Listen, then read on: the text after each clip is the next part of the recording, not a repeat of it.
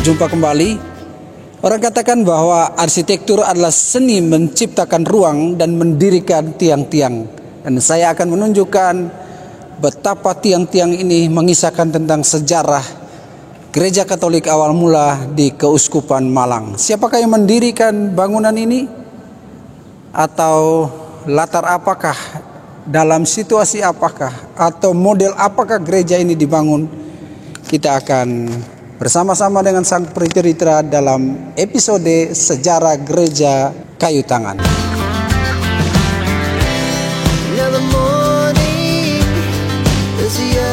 Arsitektur adalah kehendak zaman yang diterjemahkan ke dalam ruang. Demikianlah penggal kata dari Mies van der Rohe. Dan para saudara, saya sedang ada di dalam sebuah ruangan yang indah yang diciptakan oleh arsitektur zaman Hindia Belanda di kota Malang, kota yang mengingatkanmu tentang hujan dan jalan-jalan kenangan.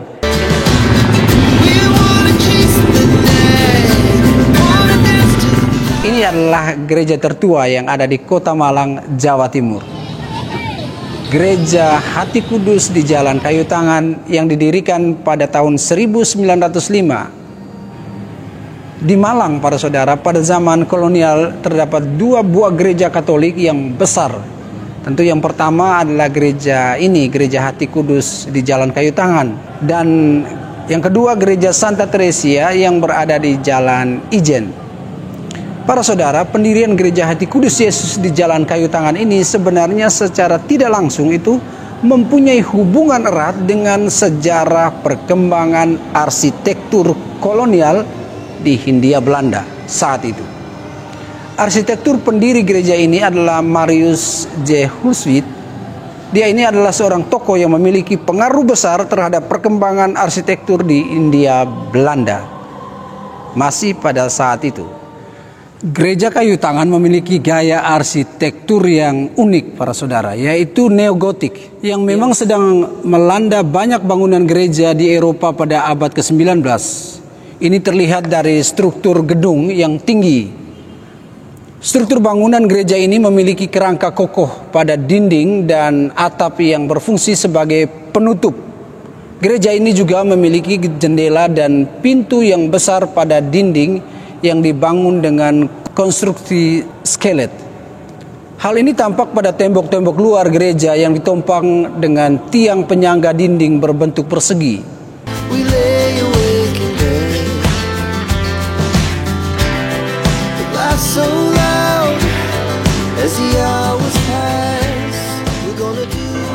Memang bentuknya memiliki ciri-ciri neogotik yang sangat kuat, meskipun tidak dapat itu kita bandingkan dengan gereja-gereja gotik yang megah yang berada di Eropa seperti Notre Dame ya, di Paris. Pembangunan gereja ini disesuaikan dengan bahan bangunan serta teknik bangunan setempat. Jadi kita lihat ini dengan teknik bangunan setempat. Baru pada tanggal 17 Desember, ini yang menarik, 17 Desember 1930, menara ini dibangun secara utuh dengan ketinggian 33 meter. Menara ini dibangun pada masa Monsignor Clemens van der Pas. Saat itu dia diangkat sebagai Prefek Apostolik Malang yang pertama pada tahun 1927. Kita terus lihat yang lain. Sejarah mencatat bahwa menara ini pernah runtuh dua kali sejak dibangun pada tahun 1930. Menara runtuh yang pertama terjadi pada tahun 1957. Menara ini runtuh ketika sedang ada khotbah di dalam gereja. Sebuah salib di ujung menara runtuh dan menimbulkan lubang besar pada gereja. Kemudian peristiwa yang kedua terjadi pada 27 November 1967. Menara ini kembali runtuh akibat ditabrak oleh sebuah pesawat TNI AU, Angkatan Udara. Seperti juga arsitek asal Amsterdam pada masa itu yang sangat menyukai detil-detil dari bangunan dengan desain keterampilan tangan yang tinggi. Karena itu sebagai warisan dari aliran art and craft-nya William Morris. Para saudara, arsitektur adalah ekspresi dari nilai-nilai. Demikian kata-kata dari Norman Foster. Dari kejauhan, gereja kayu tangan itu menjadi penanda kota Malang, terutama dengan kedua menara yang menjulang. Ya, ada dua menara yang menjulang. Semalam saya coba mengambil beberapa foto dan video dari jembatan penyeberangan. Suatu suasana yang terasa beda dari sebelumnya. Keceriaan orang-orang muda dengan gelak tawa lepas di trotoar. Mereka berjalan. Nyanyian para pengamen jalanan mengikat satukan sebuah rasa bahwa kota ini adalah kota orang-orang yang mencintai damai. Karena hidup adalah sebuah perjalanan.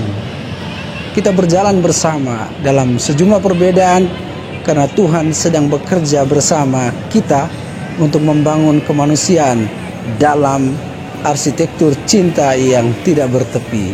Akhirnya salam dari Kota Malang, Gereja Hati Kudus Kayu Tangan. Tuhan memberkati.